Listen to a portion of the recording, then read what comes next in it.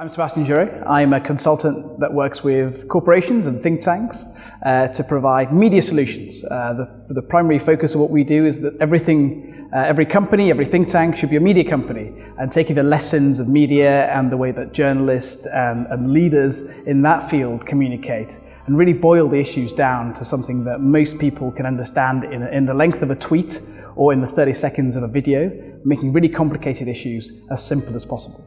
A lot of times they have no problems per se. A lot of the issues tend to be how can they be taken to the next level, or how can they really compete in a digital age where actually sending out the regular newsletter is no longer really the primary source of engagement. It is about doing the everyday engagement and really building on that, learning the lessons, learning the analytical feedback that we can get now so easily.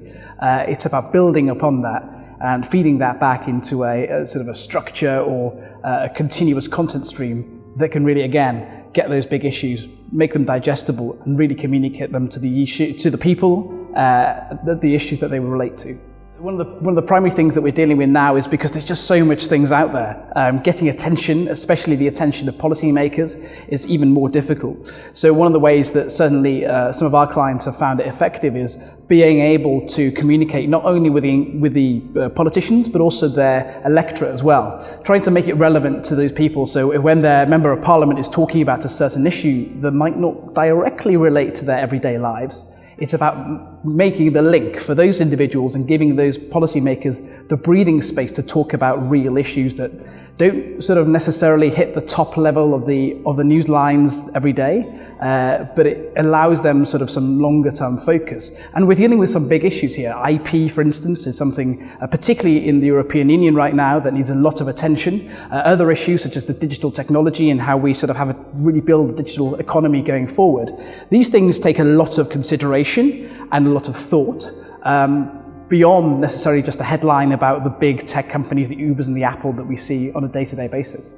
Interesting question. I think one of the key issues there is to be bold, is to have a vision of where we want to be and work towards that. One of the things that I think a lot of people in the free market and also the sort of the free speech and the classical liberal school of mind really struggle with is trying to communicate those issues as a vision. And that's certainly something that we can learn, but also make it relatable.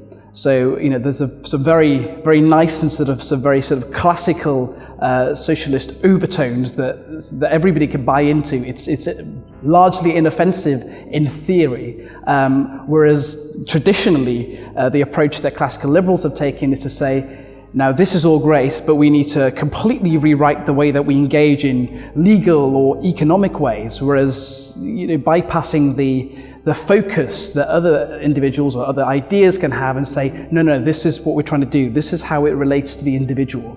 And it's trying to make the holistic argument, if you like, rather than focusing specifically on policy areas or issues that don't necessarily abide by our traditional sense of fairness and sense of how the economy should be structured.